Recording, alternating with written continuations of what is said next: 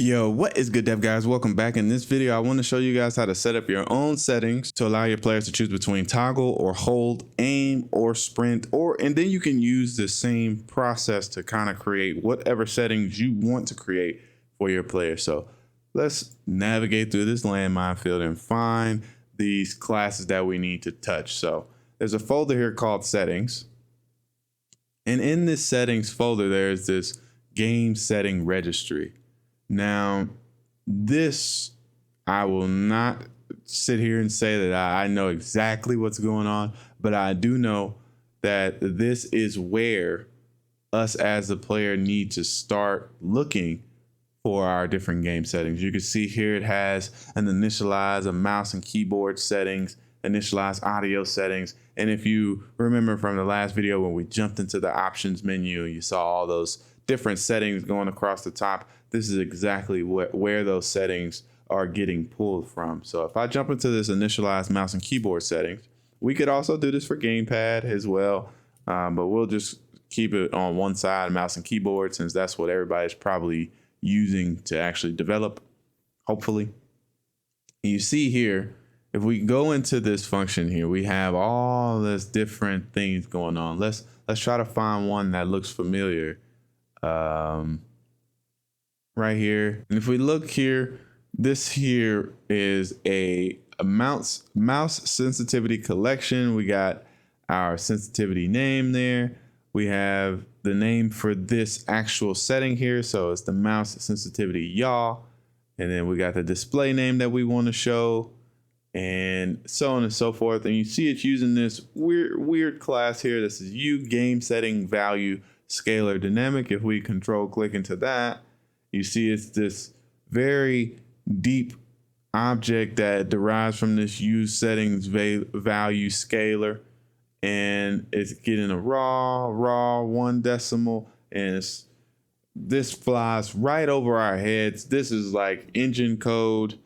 All of this to create a setting that is dynamically moved and saved and serialized by our setting system.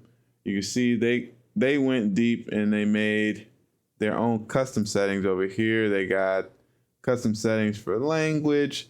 They got mobile FPS type, and you can see that it's a value discrete, but it doesn't like say whether it's a bool, scalar, or whatever. It's literally a value discrete perf stat, because they create their own settings, and they did do this to show us how to create our own custom settings. But we're going to keep it simple and just show you guys how to add to these different settings. So there is an example of the type of setting that we need here. And you see here's this U game setting value discrete dynamic bool. And if we remember in the last video, I talked about this invert vertical axis setting here. And this is basically an on and off toggle of whether we want to invert or not invert the vertical axis. So this is a prime example of what we need to go ahead and create the settings for our custom toggle aim and toggle sprint. So you know what I'm going to do. There's no need to rewrite the wheel here. I'm going to copy this. I'm going to go down here and I'm going to just make my own comment saying this is custom settings for toggle aim / sprint. And then I'm going to go ahead and paste. And we want to follow the same exact structure that they have here. You have to set a dev name. So I want to set my dev name to toggle aim. And I want to set my display name also to toggle aim.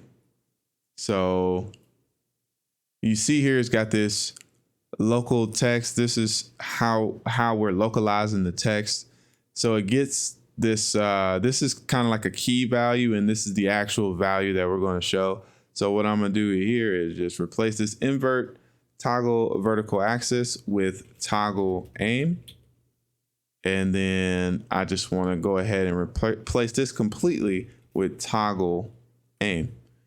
And we'll keep doing that all throughout this. We'll just keep replacing where invert toggle or where invert vertical axis is. We just want to replace it with toggle aim. And then for the description, we want to enable the player to use a toggle or hold aim. And here you see we have this setting, and it says set dynamic getter and set dynamic setter. If we hover over this setting, we'll see that it's using this T shared ref F game settings data source. And basically the data source that we're giving it is this get shared settings function path, and we pass it this function. So there's this macro that's been created, and this macro is created inside of this game setting registry. And here it's allowing us to give it the function name, and then it automatically grabs the information from this Lyra local player, and it grabs the information from this Lyra setting shared object here. So if we control click here, we'll actually find the function where it says, and I think it's get toggle. Get invert vertical axis. This is the function that is being referenced here, this get invert vertical axis here. So you see it's a Boolean, returns a Boolean, and returns this be invert vertical axis. So pretty much what this class is, this is like a save game object right here. And this saves all the information locally to I think it saves it to a config file for us. And then our game setting registry pulls that information when it initializes the different settings that we have. It pulls the information from the save game and applies that to our menu, and it applies it to anywhere we're using these settings. So like I said, we're never going to reinvent the wheel here. We got a good example of what we need to do here. We need to create a getter and we need to create a setter. So let's go ahead and copy this. And let's change this from get invert vertical axis to get toggle aim. And if we control click on this variable here, we'll see what we need to do to set up the variable. So pretty much it's just a simple bool variable that we set up here. So let's go ahead and copy this as well. And I'm gonna paste it right underneath this. And this is gonna be toggle aim. And by default, it's gonna be set to false. And going back up to here, for get toggle aim, we want to go ahead and return be toggle aim. And for set, we want to go ahead and say set toggle aim. Copy and paste that here. And basically the value we want to change in dirty is our be toggle aim. And you see here, there's this one extra function that says apply input sensitivity. And if we go ahead and look at that, it actually does nothing here. So pretty much we don't need to call this function. I don't even think it's necessary. Let me look here. Yeah, so we don't need to actually apply the input sensitivity. It's not actually doing anything, which is weird that they have that there. So moving forward, we can actually duplicate this. Control C, Control V, and instead of toggle aim, we can just say toggle sprint, and I'm just going to create a cursor where I want to change these different things here. So instead of aim, we're just going to say sprint, and I'm going to navigate to where we have toggle aim, and I'm going to copy and paste this here and say toggle sprint. And now when we go back, we have our getter and setter for toggle aim and toggle sprint. And this is going to be serialized for us and saved whenever we apply these settings. I'll show that in the editor as well. And you'll see whenever we get through creating these two settings that they will pop up in that menu for us. We don't have to do anything with the UI. This is automatically set up to update that menu for us. So we want to go ahead and pass in our get toggle aim. And then we want to pass it our set toggle aim.